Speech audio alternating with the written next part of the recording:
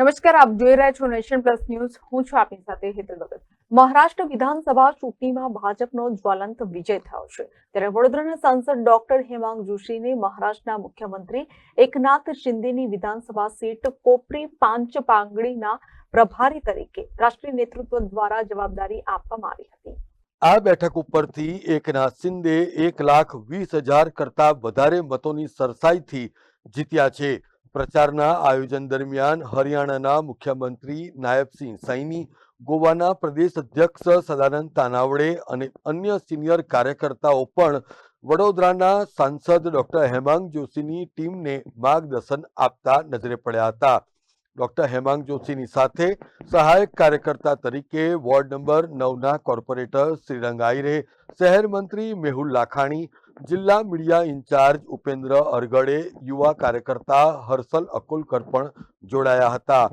મહારાષ્ટ્રના મુખ્યમંત્રી એકનાથ શિંદેની વિધાનસભા સીટ કોપરી પાંચપાગાડીના પ્રભારી તરીકે રાષ્ટ્રીય નેતૃત્વની જવાબદારીને સુપેરે નિભાવનાર વડોદરાના સાંસદ ડોક્ટર હેમાંગ જોશીએ એમની આ રીતે પ્રતિક્રિયા આપી હતી. नमस्कार. जय जय करवी गुजरात, जय महाराष्ट्र.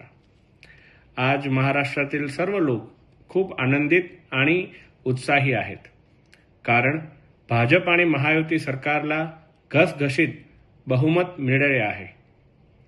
राष्ट्रीय आणि राज्य एकाकडून मला माननीय मुख्यमंत्री श्री एकनाथ शिंदे यांच्या मतदारसंघ कोपरी पाचपागाडी ची जबाबदारी देण्यात आहे.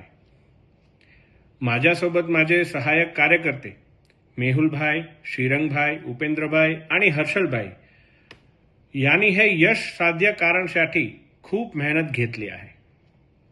ठाणे भाजप आणि महाराष्ट्र भाजप या सर्व कार्यकर्त्याचे मनःपूर्वक हार्दिक अभिनंदन पाठवतो. धन्यवाद.